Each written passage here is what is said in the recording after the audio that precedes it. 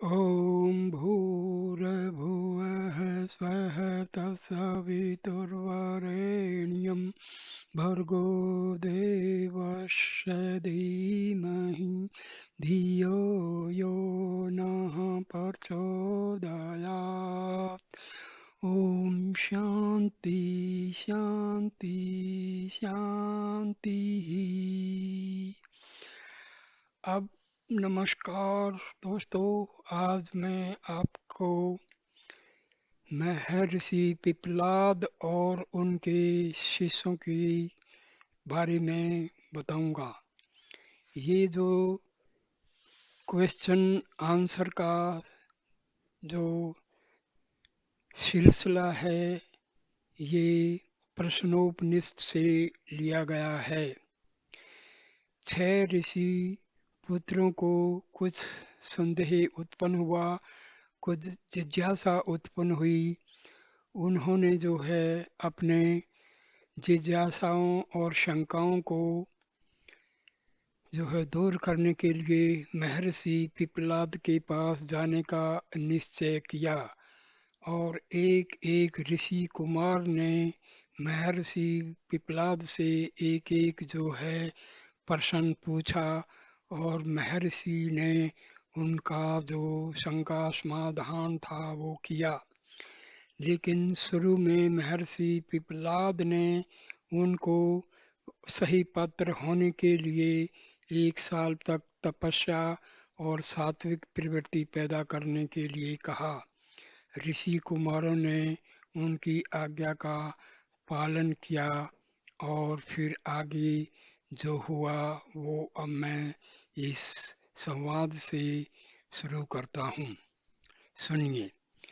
भारद्वाज ऋषि का पुत्र सुकेशा, शिवी का पुत्र सत्यकाम, शौर्य का पुत्र गार्ग्य, अश्वल का पुत्र कौशल्य, भृगु का पुत्र विदर्भी और दूसरा छठा जो है ऋषि पुत्र कवंदी, ये सब ब्रह्म प्राप्ति के लिए तत्पर और उत्सुक थे। उन सब ने मिलकर निश्चय किया कि परम आदरणीय पिपलाद ऋषि के पास जाकर ब्रह्म ज्ञान प्राप्त किया जाए। इस विचार से वे सब हाथों में समीधा पुष्प आदि लिए उनके पास पहुँचे। वह भेंट पिपलाद मुनि के चरणों में अर्पित करके अत्यंत श्रद्धा तथा विनय के साथ प्रणाम करते हुए वे लोग बोले, हे पूज्यवर, हमें ब्रह्म विद्या से परिचित कीजिए।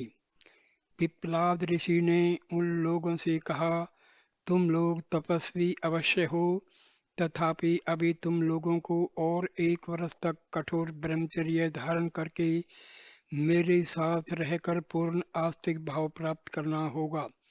उसके बाद तुम लोग जो जो प्रश्न करोगे उन सब का उत्तर मैं स्पष्ट रूप से दे दूंगा।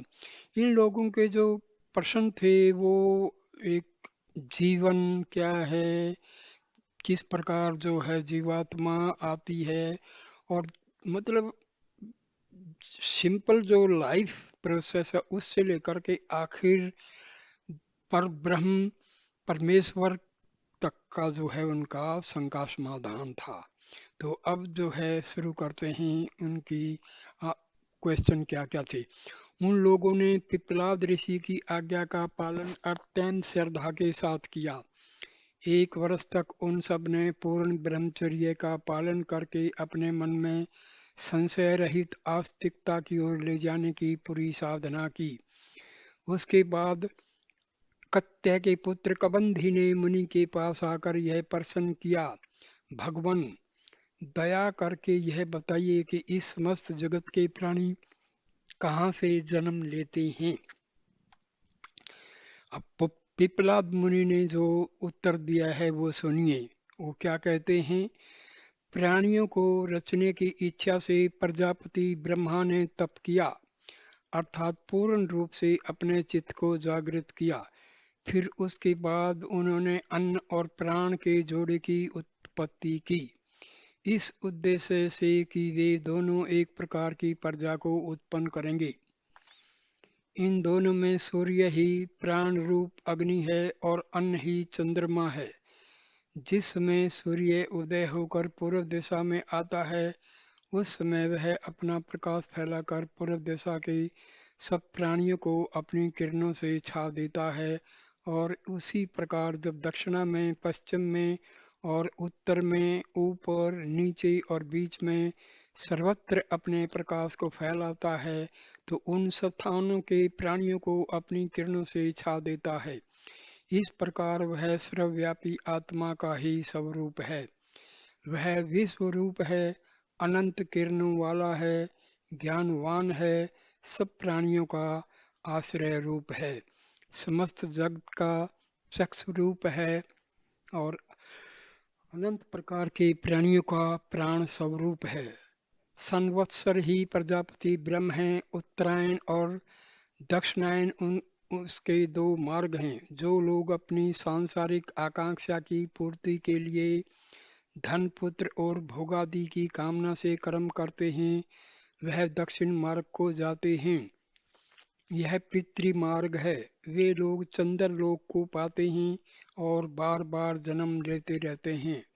पर जो लोग तप, ब्रह्मचर्य, श्रद्धा और ज्ञान के द्वारा आत्म स्वरूप की खोज करते हैं और प्राण रूप सूर्य का सच्चा स्वरूप जान लेते हैं, वे उत्तर मार्ग से जाकर सूर्य लोक को पाते हैं। यह सूर्य लोक सब प्राणों का अमर आश्रय है। जो लोग इसे एक बार प्राप्त कर लेते हैं, वे फिर कभी लौटकर नहीं आते। यह जन्म मरण के चक्र को रोकता है, इसलिए इसे निरोध भी कहते हैं। जो लोग केवल काल का ज्ञान रखते हैं, वे कहते हैं कि 5 ऋतुएं, हेमंत और शिशिर को एक मानकर इस सूर्य के 5 चरण हैं। 12 मास उसके 12 अव्यय हैं। यह सारी भौतिक सृष्टि का जन्मदाता होने से सबका पिता है। पर दूसरे विद्वानों की यह धारणा है कि वह सर्व ज्ञान स्वरूप है और सूक्ष्म रूप का जन्मदाता है। वह 7 प्रकार की रंगीन किरणों से युक्त होने के कारण सप्त ज्ञान चक्रों से युक्त और 6 ऋतु रूपी अरे वाली काल रूपी रथ में स्थित है। इसमें सारा जगत प्रतिष्ठित होकर रथ के पहियों की तरह घूमता रहता है। यह सूर्य रूपी ब्रह्म स्थूल तथा सूक्ष्म दोनों रूप से सृष्टि का कारण है। उसके बाद उन सर्व ज्ञान संपन्न पिपनाद मुनि से भृगुपुत्र वैदर्भी ने पूछा, हे भगवान, आकाश आदि पंच महाभूत, चक्षु आदि 5 ज्ञानेंद्रिय, वाणी आदि 5 कर्मेंद्रिय, मन और प्राण, इन तत्वों के कितने देवता प्राणी के शरीर को धारण करते हैं? उनमें से कौन कौन इसे प्रकाशित करते हैं और इन सब में श्रेष्ठ कौन है? इस प्रश्न के उत्तर में महर्षि पिप्पलाद बोले, ये सब देवता आकाश, वायु, अग्नि, जल, पृथ्वी, वाणी, मन, चक्षु और सर्वत्र कर्णेंद्र हैं। इन्होंने एक समय अपनी अपनी शक्ति को प्रकाशित करते हुए कहा, हम इस शरीर में व्याप्त होकर उसे धारण करते हैं। इस पर उन सबसे महान शक्तिशाली प्राण ने कहा, तुम मोह में न पड़ो, अपने अज्ञान के कारण मिथ्या अहंकार के फेर में मत पड़ो। मैं ही अपने को 5 भागों में बांटकर इस शरीर में व्याप कर उसका धारण करने वाला हूँ। पर उन सब ने प्राण की इस बात पर विश्वास नहीं किया। तब प्राण उनको शिक्षा देने के विचार से शरीर से बाहर निकल गया। फल यह हुआ कि उसी के साथ सब इंद्रियां भी बाहर को निकल आई। जब प्राण ने शरीर में प्रवेश किया, शिथित हुआ, तब सब इंद्रियां भी उसके पीछे पीछे आकर शिथित हुई। जिस प्रकार मधुमक्खियों का राजा रानी जब छत्ते को छोड़कर ऊपर को उड़ता है, तो सब मधुमक्खियां भी उसके पीछे पीछे उड़ने लगती हैं, और जब वह बैठ जाता है तो वे भी बैठ जाती हैं। उसी प्रकार सब इंद्रियों की भी वही दिशा हुई। वे समझ गई कि प्राण का क्या महत्व है, उसकी स्तुति करने लगे। प्राण के 5 मुख्य भाग हैं: प्राण, व्यान, उदान, अपान, समान और 5 उपभाग हैं। यह सब प्राण अग्नि रूप से प्रज्वलित होता है, सूर्य रूप से सारे जगत में प्रकाश फैलाता है, मेघ के रूप में वर्षा करता है, इंद्र का रूप धारण करके यह प्रजा का पालन और असुरों का नाश करता है। यह 7 प्रकार के वायु के रूप में सृष्टि चक्र को गतिशील बनाता है। पृथ्वी के रूप में अपने में सब कुछ धारण करता है। चंद्रमा के रूप में स्निग्धता बरसाता है। सत और असत, स्थूल और सूक्ष्म रूप जो कुछ भी इस नश्वर जगत में है, उस सब का कारण यही प्राण है और अमृत तथा अविनाशी भी यही है। रथ के पहिया की नाभि में जिस प्रकार आरे स्थित होते हैं, उसी प्रकार से इस प्राण में समस्त जगत स्थित है। ऋग्वेद, यजुर्वेद और सामवेद में जो ज्ञान है वह सब इसी प्राण के ही आधार पर प्रतिष्ठित है और समस्त कर्म कांड रूप यज्ञ और ब्राह्मण तथा अक्षत्रिय के रूप में उन कर्मों का कर्ता यही है। यह जानकर सब इंद्रियां इस प्रकार उसकी स्तुति करने लगी। हे प्राण, तू ही सृष्टिकर्ता प्रजापति का विराट रूप है। तू ही माता पिता की संतान को जन्म देने वाली शक्ति है। तू ही संतान के रूप में माता पिता का प्रतिबिंब बनकर उत्पन्न होता है। तू ही चक्षु आदि इंद्रियों के साथ प्राणी के शरीर में स्थित रहता है।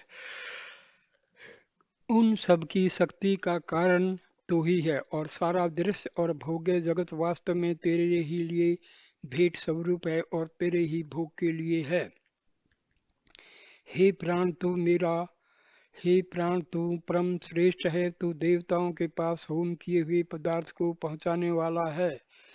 श्राद्ध में पितरों के उद्देश्य से जो अन्न दिया जाता है, उसे पितरों के निकट पहुंचाने वाला भी तू ही है।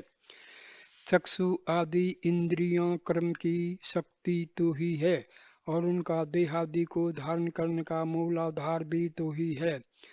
ऋषियों के सत्य आचरण का मूल कारण भी तू ही है। हे प्राण, इंद्र भी तू ही है। अपने प्रलयंकर तेज से जगत का विनाश करने वाला रुद्र भी तू ही है। स्थिति काल में सृष्टि का पालन करने वाला विष्णु भी तू ही है। समस्त अंतरिक्ष और आकाश में व्याप्त होने और विचरण करने वाला भी तू ही है और समस्त ज्योतियों का स्वामी सूर्य भी तू ही है। हे प्राण, जब तू मेघ होकर बरसता है, उसमें तेरे द्वारा रचा गया समस्त प्राणी जगत आनंदित होता है। हे प्राण, तू समस्त संस्कारों से रहित स्वभाव से ही शुद्ध और निर्लिप्त है। तू एक ऋषि नामक अग्नि के रूप में सब प्रकार के होम पदार्थों, जो कि भोग्य वस्तु हैं, का भोगता है और संपूर्ण जगत का पति है। तू ही वायु है और सबका पिता भी है। हे प्राण, तेरी जो मूल शक्ति वाणी में स्थित है या चक्षु अथवा कर्णेंद्रिय में प्रतिष्ठित है या मन में व्याप्त है, उसे शांत भाव से शिथिल रखने की कृपा कर। उसे बाहर निकाल कर न बिखेर। इसी में जगत का कल्याण है। हे प्राण, इस भूलोक में जो कुछ भी भोग्य सामग्री है, स्वर्गलोक में भी देवों के भोग के जो कुछ साधन हैं, वे सब तुम्हारे वश में हैं। हे प्राण, माता जैसे पुत्रों की रक्षा करती है, वैसे ही तुम हमारी रक्षा करो। हमारी बुद्धि को तुम निरंतर बढ़ाते जाओ और समृद्धि भी बढ़ाओ। इस प्रकार प्राण की स्तुति करते हुए इंद्रियों ने जाना कि प्राण की क्या महत्ता है। उसके बाद असवल के पुत्र कौशल्य ऋषि ने पिपलादी मुनि से प्रश्न किया, हे भगवान, यह प्राण कैसे और कहाँ से उत्पन्न होता है और इस शरीर में किस प्रकार प्रवेश करता है? अपने आप को विभक्त करके यह किस प्रकार स्थित रहता है?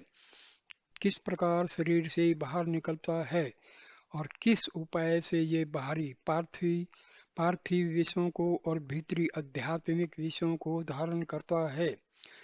पिपलाद मुनि ने उत्तर देते हुए कहा, सौम्य, प्राण के विषय में तू अत्यंत कठिन प्रश्नों को पूछ रहा है। फिर भी तू चूंकि ब्रह्म विचार में तल्लीन है, इसलिए मैं तुझे बताता हूँ, सुनो। इस प्राण की उत्पत्ति आत्मा से होती है। जैसे मनुष्य के पीछे उसकी छाया लगी रहती है, उसी प्रकार आत्मा के शेष प्राण रूपी छाया लगी रहती है। यह मन के संकल्प से कामना में और कामना से शरीर में प्रवेश करता है। जैसे कोई सम्राट अपने अधीन छोटे मोटे राजाओं को यह कहकर नियुक्त करता है कि तुम अमुक स्थान में इतने ग्रामों का शासन करो और अमुक स्थान में उतने ग्रामों पर अधिकार कर लो, उसी प्रकार यह प्राण इंद्रिय रूप दूसरे प्राणों को भी अपने अपने अक्षेत्र पर विशेष विशेष प्रकार के काम करने के लिए नियुक्त करता है। यह प्राण मनुष्य शरीर के निचले भागों में अपान वायु की स्थापना करता है।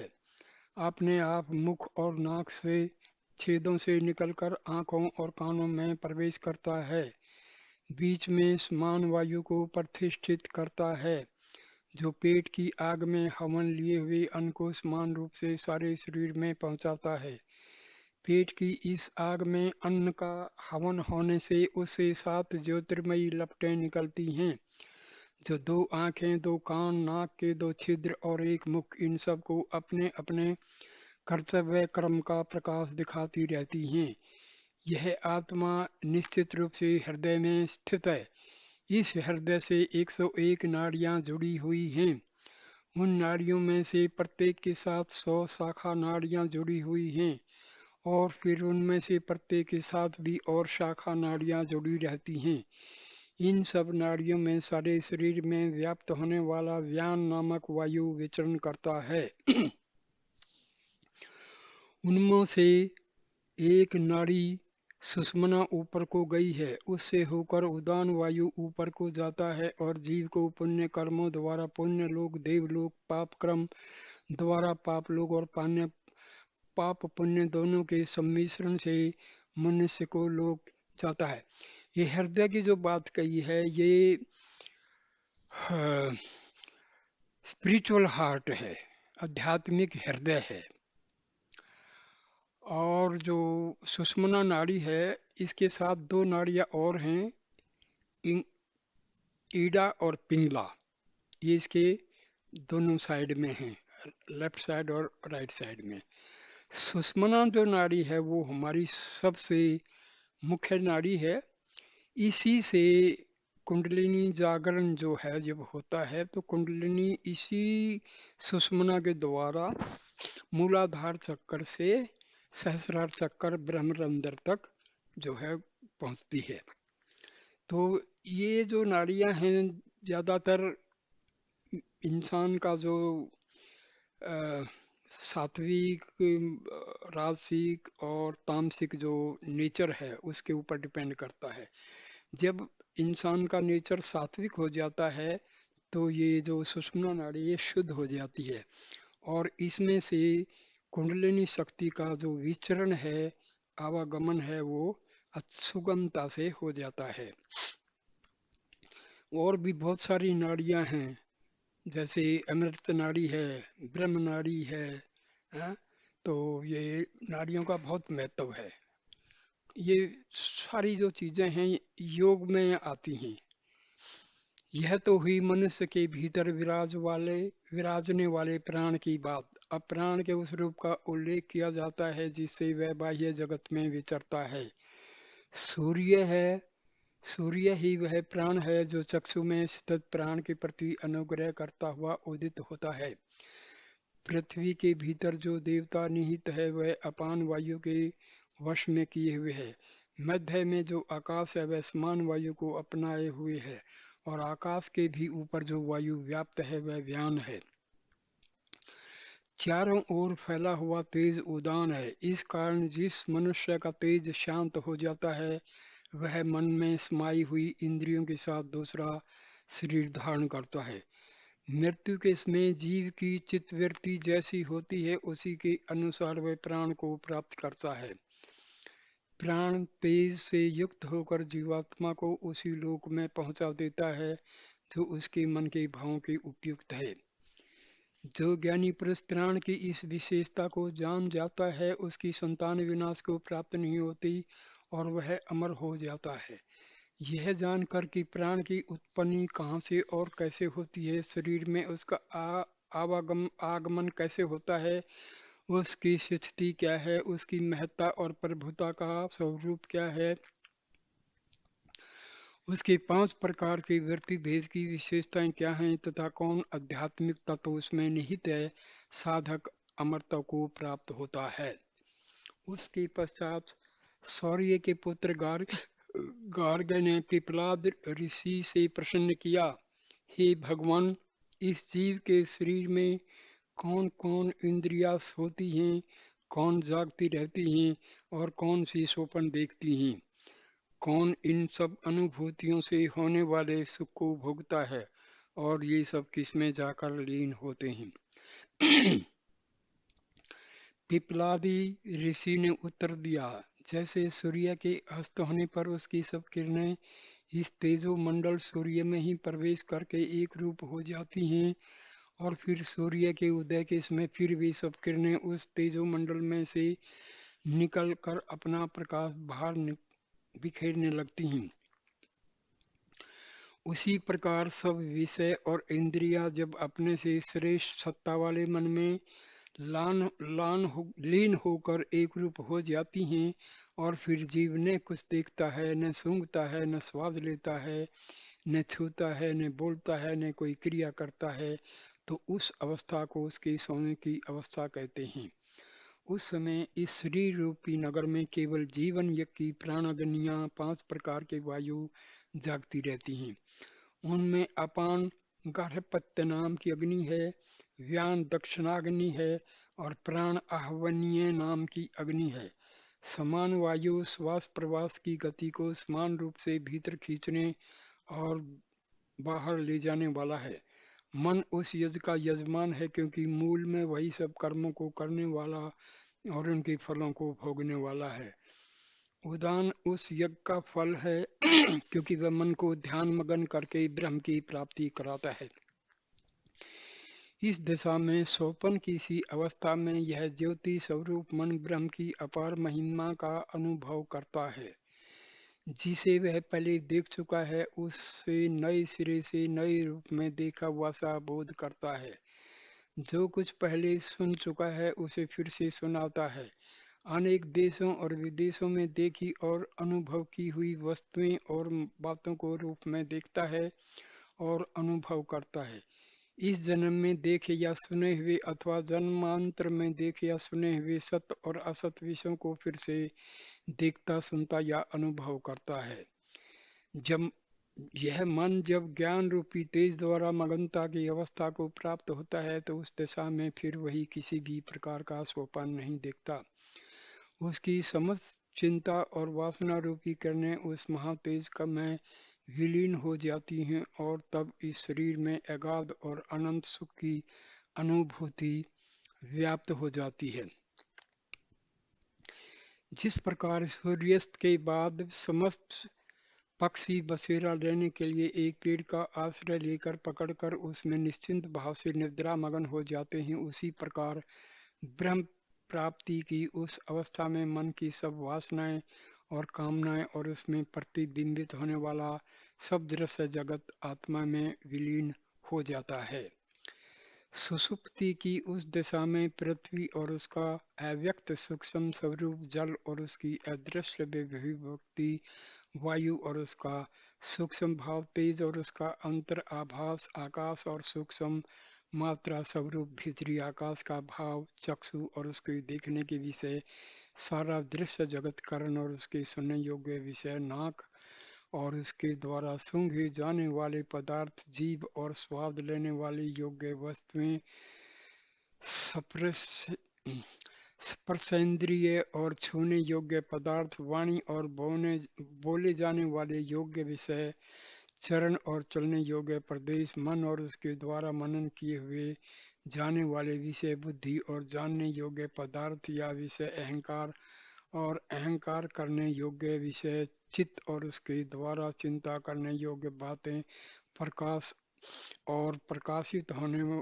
योग्य विषय प्राण और उसके द्वारा धारण करने योग्य सगल पदार्थ आत्मा में लीन होकर एक रूप हो जाते हैं और आनंद की अनुभूति द्वारा मगनता की अवस्था को प्राप्त होते हैं।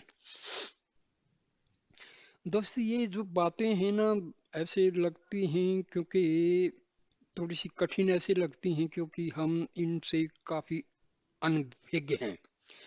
नहीं तो हम जब मेडिटेशन करते हैं तो हम अनुभव करते हैं।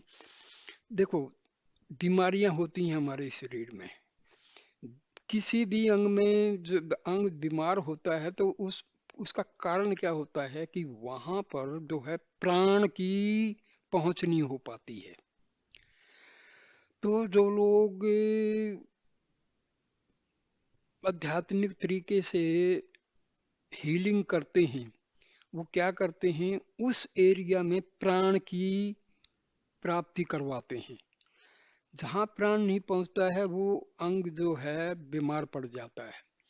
तो हम मेडिटेशन में इस चीज़ को अफर्मेशन द्वारा विजुअलाइजेशन से ये चीज़ अनुभूति इसकी अनुभूति कर सकते हैं। ये बिल्कुल अनुभूति की बात है, ये सब एक्सपीरियंस की बात है। हम जो है प्राण को किसी एक अंग में इकट्ठा कर सकते हैं, ऐसा विजुअलाइजेशन करते हैं, एफर्मेशन करते हैं। जैसे हमारे कहीं कुछ दर्द है तो हम विजुअलाइज करेंगे कि मेरे शरीर से जो है सारा प्राण जो है प्राण इकट्ठा हो रहा है, यहाँ पर इकट्ठा हो रहा है, इकट्ठा मतलब ऐसा हम विजुअलाइजेशन करते हैं, एफर्मेशन करते हैं। तो ये सब चीजें अनुभव की हैं। अनुभव हमारे अंदर है नहीं तो हमें ये सब ऐसे ही लगता है हवाई बातें, मतलब ये क्या है। नहीं तो बैठ के शांति से जब अनुभूति करते हैं, अनुभव करते हैं, एक्सपीरियंस करते हैं तो ये चीज़ें हमारी समझ में आती हैं। तो ये थोड़ा डिफिकल्ट लगता है सुनने में, ऐसे लगता है जैसे ये सब फालतू बातें, लेकिन ये सच है। ये हमें अनुभव करना पड़ता है, बैठना पड़ता है, मेडिटेशन में बैठना पड़ता है, कंसंट्रेशन करना पड़ता है। और हम देखो हमारे शरीर में कमजोरी आती है, बुद्धि तेज हो जाती है, याददाश्त चली जाती है। इसका कारण क्या है कि प्राण की जो शक्ति है वो मिल नहीं पा रही है पूरे शरीर में। तो हम ये जब मेडिटेशन करें तो विजुअलाइज करें कि प्राण शक्ति हमारे सहस्रार के द्वारा शरीर में प्रवेश कर रही है, प्रवेश कर रही है। ऐसे थोड़ा देर विजुलाइज करेंगे, फिर ये प्राण शक्ति सहस्रार से नीचे आ रही है, नीचे आ रही है, आज्ञा चक्र में पहुंच गई है, आज्ञा चक्र में पहुंच गई है, आज्ञा चक्र से प्राण शक्ति विशुद्धि चक्र में पहुंच गई है, विशुद्धि चक्र में पहुंच गई है, विशुद्धि चक्र से अनाहत चक्र में पहुंच गई है, अनाहत चक्र में पहुंच गई है, अनाहत चक्र से नीचे की तरफ जा रही है, मणिपुर चक्र में पहुंच गई है, मणिपुर चक्र में पहुंच गई है। फिर प्राण शक्ति जो है नीचे जा रही है, नीचे जा रही है, स्वादिष्ठान चक्र में पहुंच गई है, स्वादिष्ठान चक्र से मूलाधार चक्र में पहुंच गई है। फिर आहिस्ता आहिस्ता शरीर के एक एक सेल में, एक एक कोष में प्राण शक्ति भर रही। तो भाई ये चीजें अनुभव की हैं, ये करो तो पता लगेगा। ये सब आसान है, नहीं तो मुश्किल दिखाई देता है और फिर हमारा मन जो है वो मतलब उचट जाता है इन चीजों से। स्पिरिचुअलिज्म जो है ना, मतलब अनुभव की चीज है, ये करना पड़ता है। करके देखो तो ये बहुत आसान है। जैसे मैंने ये बताया ना विजुअलाइजेशन, ये बिल्कुल बिल्कुल आसान तरीका है। प्राण शक्ति को हम जो है नॉर्मल सांस जो लेते हैं उसमें प्राण की जो मात्रा है वो बहुत कम होती है। जब प्राणायाम करते हैं तो थोड़ी मात्रा में हमारे पास प्राण शक्ति आती है। लेकिन जिस टाइम मेडिटेशन करते हैं, क्योंकि हमारा मूल स्रोत क्या है, पावर का, शक्ति का, आत्मा है। तो हम आत्मा से रिक्वेस्ट करते हैं कि इस ब्रह्मांड से प्राण शक्ति को खींच के शरीर में प्रवेश कराओ। तो भाई करो। ये मैं दूसरे किसी वीडियो में ये दूंगा। ये प्रक्रिया बहुत आसान है और इसको करने से हम जो हैं प्राण शक्ति, प्राण वायु इसको अपने शरीर में अच्छी मात्रा में धारण कर सकते हैं। तो आगे चलिए। वह सुषुप्ति की अवस्था में अविनाशी आत्मा में उसी प्रकार लीन हो जाता है जिस प्रकार जल के सूख जाने पर उसका प्रतिबिंब सूर्य में ही विलीन हो जाता है। हे सौम्य, सब प्रकार की इच्छाओं और चिंताओं से रहित होकर जो उस अज्ञान से मुक्त शरीर के सब संस्कारों से शून्य निर्गुण शुभ्र प्रकाश में कभी विनष्ट न होने वाले परब्रह्म को ज्ञान जाता है, तब वह उसी श्रेष्ठ अविनाशी को प्राप्त होता है और अविद्या से रहित होकर सर्वज्ञ सब कुछ जानने वाला बन जाता है। हे सौम्य, जिस परम तत्व में सब प्राण पंच महाभूत अग्नि वायु आदि सब देवता समस्त इंद्रियों के साथ लीन हो जाते हैं, उस विज्ञान स्वरूप ब्रह्म को जो जान जाता है वह सर्वज्ञ होकर सब में व्याप्त हो जाता है। उसके पश्चात शिवी के पुत्र सत्यकाम ने पिप्पलाद मुनि से प्रसन्न किया, हे भगवान, मनुष्यों में जो विद्वान व्यक्ति मृत्यु के समय तक जीवन भर ओंकार का ध्यान करे, उसके रहस्य का भेद करके उसके महत्व से परिचित हो जाए, वह किस लोक को प्राप्त करता है। पिपलाद ऋषि ने उत्तर में कहा, हे सत्य काम, यह ओंकार निश्चय ही पर ब्रह्म भी है और अपर ब्रह्म भी है। देखिए मैं बताऊं आपको, आप ओम का जाप कीजिए, मैंने वीडियो भी दिया हुआ है। ओम का जाप करते हैं ना तो क्या होता है, हमारे अनाहत में भी एक नाद है ओम का। जब हम जिह्वा के द्वारा ओम का ओमकार का जाप करते हैं तो सिंक्रनाइजेशन हो जाता है हमारे द्वारा जो जाप है उसका, और अंदर से नेचुरल रूप में जो अनाहद नाद है दोनों का सिंक्रनाइजेशन हो जाता है। और इससे हमारे शरीर में जो है बहुत ही सात्विक प्रवृत्तियां और आध्यात्मिक आनंद शुरू हो जाता है। ये करके देखने की बात है। ओम का जाप कैसे किया जाता है? 10 5 सेकंड, 6 सेकंड, 10 सेकंड, जैसा जिसकी शरीर की अवस्था है। पहले थोड़ा सा ऊंची आवाज में मुंह खोल के किया जाता है, फिर होठों को बंद करके किया जाता है। तो इससे क्या है, हमारा अंदर जो नेचुरल अनाहत चक्कर से नाद निकलता है वो और ये दोनों मिल करके सिंक्रनाइजेशन हो जाता है। इससे एनर्जी पैदा होती है, पॉजिटिव एनर्जी पैदा होती है और सारे शरीर में सारे कोषों में फैल जाती है और बाहर से भी प्राणवायु का प्रवेश होता है। तो ये सब क्रियाएं करने की है, केवल पढ़ने से सुनने से तो कुछ होना नहीं है। We have to do something, करना है, करने की चीज है। अध्यात्मवाद जो है ना, सिर्फ सुनने से काम नहीं चलता है, ये करने का है। करने से ही पता लगता है कि ये जो मैं बता रहा हूँ ये है क्या, नहीं तो सिर्फ कहानी नजर आती है। तो पिपलाद ऋषि ने उत्तर में कहा, हे सत्य काम, यह ओंकार निश्चय ही पर ब्रह्म भी है और अपर ब्रह्म भी है, अर्थात जो अनादि और अविनाशी ब्रह्म सृष्टि और प्रलय दोनों अवस्थाओं में सब समय समान रूप से जगत में व्याप्त रहता है। वह अजर अमर परम पुरुष का प्रतीक भी यही ओंकार है और उस परम तत्व से उत्पन्न प्राण तत्व भी वही है। इस ओंकार द्वारा ब्रह्म के इन दोनों रूपों का ध्यान होता है। ध्यानी पुरुष अपने ध्यान के स्वरूप के अनुसार इन दोनों में से एक को प्राप्त होता है। देखिए, कोई भी गुरु जो कहते हैं गुरु, कोई भी आपको कोई शक्ति प्रदान कर नहीं सकता है, रास्ता बता सकता है, करना आपको है। जो भी कुछ करना है वो स्वयं को करना है, दूसरा कोई कुछ नहीं कर सकता। इवन परमात्मा भी आकर के वो कृपा दृष्टि से आपको उस रास्ते में लगा सकता है, थोड़ी मतलब एक रास्ता दिखाया जा सकता है, लेकिन करना फिर भी आपको ही है। ये ध्यान देने की बात। वह यदि इस ओंकार की केवल एक मात्रा का ध्यान करे, अर्थात यदि वह केवल उसके प्रारंभिक स्वरूप का ध्यान करे, तो वह ऋग्वेद के मंत्रों से पुनर्जीवित होकर फिर नए सिरे से इस पृथ्वी पर मनुष्य योनि में जन्म लेता है और अपने पूर्व जन्म में अर्जित ज्ञान की खोज की संस्कार द्वारा प्रेरित होकर तपस्या करता है और ब्रह्मचर्य भी धारण करके श्रद्धा से युक्त होकर ब्रह्म की महिमा का देखिए, हमारी जो आत्मा है जिसको हम उसका हिस्सा कहते हैं चित्त। चित्त में वेदों का, शास्त्रों का सारा ज्ञान संग्रहित है। जैसे जैसे हमारी मेडिटेशन बढ़ती जाएगी ये ज्ञान अपने आप फूटना शुरू हो जाएगा, पूरा एक्सपोज होना शुरू हो जाएगा। ऋषियों ने वेद कैसे लिखे थे? उन्होंने तपस्या की, उन्होंने मेडिटेशन किया और फिर जो है स्वतः ये ज्ञान उनके हृदय में उत्पन्न हुआ है। तो ये हम भी कर सकते हैं। देखो, ये ध्यान देना है, जब ऋषियों ने किया, योगियों ने किया, सिद्धों ने किया, तो भाई आत्मा हमारे पास भी वही है, तो हम भी कर सकते हैं।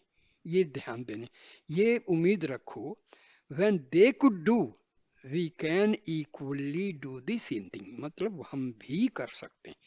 ये दृढ़ निश्चय जब हमारे अंदर हो जाएगा, विश्वास पैदा हो जाएगा, वी आर कन्विंस्ड, फिर कोई समस्या नहीं है। लेकिन मुश्किल ये है कि हम करते नहीं हैं, हम बस आलस्य में रहते हैं। कोई आएगा, कुछ हो जाएगा, कुछ नहीं होगा भाई, करना पड़ेगा।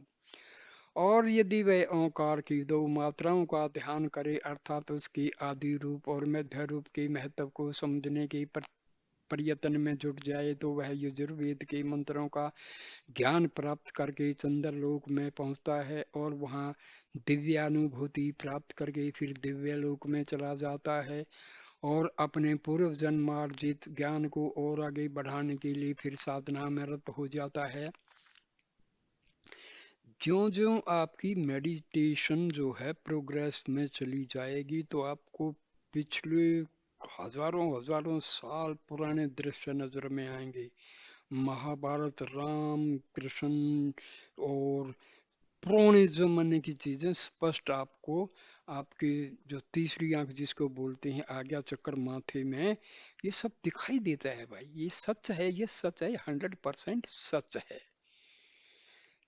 ये बिल्कुल ऐसा सत्य है जिसकी मतलब कोई गुंजाइश ही नहीं है शक करने की। लेकिन बैठो तो सही। उसके बाद वह त्रिमात्रा युक्त ओंकार के रूप, प्राण रूप का ध्यान करने लगता है और उसके द्वारा परम पुरुष के स्वरूप का बोध करने लगता है। वह तेजो में सूर्य लोक में पहुंचता है।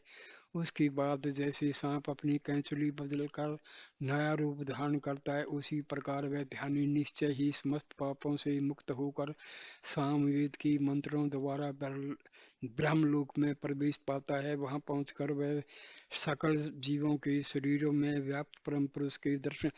देखिए, ये जो बात हो रही है ना, ये कुछ ये नहीं कि आप शरीर के साथ कोई ब्रह्मलोक पहुंच रहे हैं, गोलोक पहुंच, नहीं नहीं नहीं, ये मेडिटेशन में ही सारे दर्शन होते हैं। आपको शरीर से जाने की कोई बात नहीं है, क्योंकि मैंने पहले भी बोला था, कल एक वीडियो दिया था कि जो ब्रह्मांड में है वही हमारे पिंड में है। जो कुछ घटना हो रही है पूरे यूनिवर्स में, वही हमारे शरीर में भी वही चीजें हैं। तो ये ध्यान देने की बात है। ओंकार की तीन मात्राएं, अकार, उकार और मकार, इंग्लिश में ए, यू, एम, ये तीन हैं। अब इनसे ही हमारा जागृत अवस्था, सुसुप्ति, स्वप्न अवस्था, सुसुप्ति का भी पता लगता है। ब्रह्मा विष्णु महेश का भी इससे पता लगता है। भू वर्तमान काल, भविष्य काल और भूतकालीन, ये सब मतलब ओम के जो तीन हिस्से हैं, उनसे अलग अलग चीजें हमें मालूम पड़ती हैं। उसी तरह से ओम की तीनों जो मात्राएं हैं, उनसे सात्विक, तामसिक और राजस का भी पता लगता है। तो उपासक जन्म मृत्यु के बार बार लौटने वाले चक्र से मुक्त नहीं हो सकता। पर यदि इन तीन मात्राओं को जागृत, स्वप्न और सुषुप्ति की तीन अवस्थाओं और भारी भीतरी तथा मध्य की क्रियाओं से परस्पर संबंधित प्रतीकों के रूप में जानकर उनका चिंतन किया जाए तो उनके सम्मिलित रूप ओंकार का ज्ञाता परम पद को प्राप्त होता है। वह ध्यानी ऋग्वेद के मंत्रों द्वारा इसी लोक को प्राप्त, देखो ये ध्यान ध्यान ध्यान बार बार शब्द आ रहा है ना, ये मेडिटेशन के बारे में है। यजुर्वेद द्वारा अंतरिक्ष के लोक का ज्ञान प्राप्त करता है और सामवेद द्वारा उस लोक की प्राप्ति करता है जिसे केवल ज्ञानी लोग ही जानते हैं। वह शांत अजर अमर भय रहित परम तत्व से परिचित होकर स्वयं भी अमरत्व प्राप्त करता है। हमारी आत्मा जो है वो अजन्मा अजर अमर है, सर्वव्यापी है, सर्वंतर्यामी है, सर्वज्ञाता है, सब कुछ मालूम है। हाँ? तो ओमनी पोटेंट, ओमनी सेंट और ओमनी प्रेजेंट है ये हमारी आत्मा। उसके बाद भारद्वाज के पुत्र सुकेशा ने तितलाद मुनि से कहा, हे भगवान, कौशल देश के निवासी हिरण्य नामक राजपुत्र ने एक बार मुझसे पूछा, हे भारद्वाज पुत्र सुकेशा, तुम्हें 16 कलाओं से युक्त परम पुरुष के संबंध में कोई जानकारी है क्या? मैंने कहा, नहीं, मैं नहीं जानता। मेरी इस बात पर उस राजकुमार को विश्वास नहीं हुआ। उसने समझा कि जानते हुए भी मैं किसी कारण से उसे बताना नहीं चाहता। उसने जब दोबारा प्रश्न किया तो मैंने कहा, यदि मुझे उस 16 कला वाले पुरुष के विषय में कुछ भी ज्ञान होता तो मैं तुम्हें क्यों नहीं बताता। जो व्यक्ति असत्य बोलता है वह जड़ सहित सूख जाता है। उसे न इस लोक में सुख मिलता है न परलोक में शांति। ऐसा जानकर मैं कभी झूठ नहीं बोल सकता। मेरी यह बात सुनकर राजकुमार चुपचाप रथ पर चढ़कर चला गया। अब मैं आपसे विनय पूर्वक यह जानना चाहता हूँ कि यह 16 कला वाला पुरुष कौन है और कहाँ निवास करता है।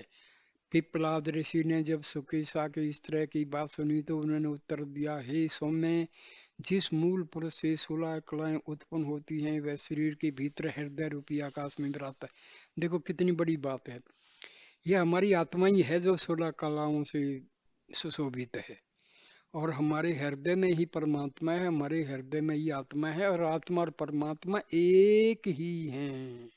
असली ब्रह्म ज्ञान की बात है। हमारे आध्यात्मिक हृदय में आत्मा है, वही पर परमात्मा है। आत्मा और परमात्मा अलग नहीं है। तो ये सिंपल चीज है, लेकिन भाई इसका तो दर्शन करना होता है मेडिटेशन मेडिटेशन मेडिटेशन के द्वारा। उस पुरुष ने इस प्रकार चिंतन किया, शरीर में से किसके बाहर निकलने पर मैं स्वयं निकला हुआ सा हो जाऊंगा और किसके शिथित रहने पर मैं शिथिल रूप में वर्तमान रहूंगा। यह सोचकर उस मूल पुरुष ने प्राण की रचना की। उस देखो, आत्मा और प्राण साथ साथ होते हैं क्योंकि प्राण की उत्पत्ति ही आत्मा से होती है। आत्मा निकलती है, प्राण भी निकलता है, प्राण निकलता है तो आत्मा भी समझो निकल गई, तभी मौत होती है शरीर की। उस प्राण पर उसने अपने आप को मूल रूप से प्रतिष्ठित किया। प्राण के रूप में ही वह सब प्राणियों के भीतर स्थित रहने लगा और प्राण के बाहर निकल जाने पर जैसे वह स्वयं के साथ बाहर को निकल जाता हो ऐसा रूपक उसने रच दिया। उस प्राण के द्वारा उसने प्राणियों के भीतर श्रद्धा की प्रवृत्ति उत्पन्न की, जिसके सहारे से ही प्राण अपने मूलगत श्रेष्ठ रूप को समझने में समर्थ होता है और कल्याण में लक्ष्य की ओर अपनी मति को स्थिर रखने में समर्थ होता है। श्रद्धा के बाद उसने कम कर्म चक्र के आधार स्वरूप वायु, तेज, जल, पृथ्वी, इंद्रिय समूह, मन और अन्न को उत्पन्न किया। अन्न से बल और वीर्य को उत्पन्न किया। उसके बाद तप को, तप के बाद सभी लौकिक और पारलौकिक कर्मों के मंत्रों को, उसके पश्चात उन कर्मों के फल भोग के लिए समस्त लोगों को और फिर उन लोगों में उत्पन्न होने वाले सब प्राणियों के नामों को उत्पन्न किया। ये ही उस मूल पुरुष की 16 कलाएं हैं जो प्राणियों के अज्ञान के कारण भिन्न भिन्न जान पड़ती हैं और स्वप्न देखने वाले व्यक्ति द्वारा स्वप्न में रची गई पदार्थों की तरह मोह तथा भ्रम पैदा करती हैं। जिस प्रकार ये गतिशील और सब समय बहती रहने वाली नदियां समुद्र में जाकर उसमें विलीन हो जाती हैं, और समुद्र के जल के साथ एक रूप होकर अपना स्वतंत्र अस्तित्व खो बैठती हैं और समुद्र के नाम से ही प्रसिद्ध होती हैं। उसी प्रकार सब कुछ देखने वाले परम पुरुष की ओर जाने वाली ये 16 कलाएं उस पुरुष को प्राप्त होकर उसी में लीन हो जाती हैं। वे उसमें एक रूप होकर मिल जाती हैं और उसके नाम और रूप के साथ भेद नष्ट हो जाते हैं। उसी अवस्था में यह नहीं कहा जाता कि ये 16 कलाएं भिन्न भिन्न हैं, बल्कि वे सब भी परम पुरुष के नाम से ही प्रसिद्ध हो जाती हैं।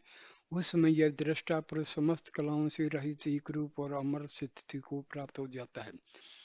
रथ के पहिया की नाभि से जिस प्रकार आरे तिरछे काठ जुड़े रहते हैं, उसी प्रकार समस्त 16 कलाएं, सारा विश्व प्रपंच उसी पुरुष के मूल केंद्र से जुड़ा रहता है।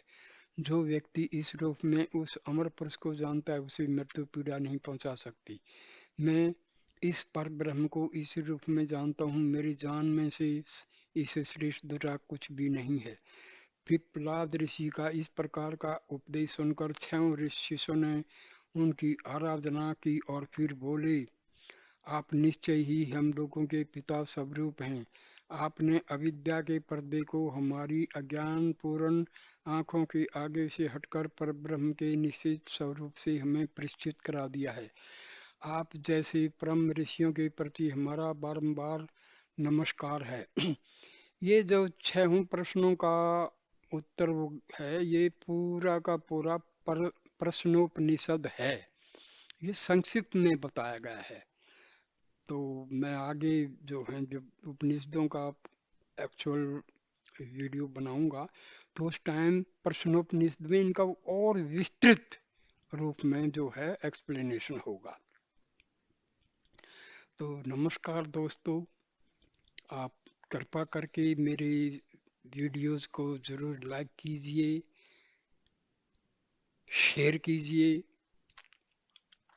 कमेंट कीजिए, प्रश्न पूछिए और चैनल को सब्सक्राइब ज़रूर करिए, क्योंकि ये जो ज्ञान है ये बहुत ही ज़रूरी है।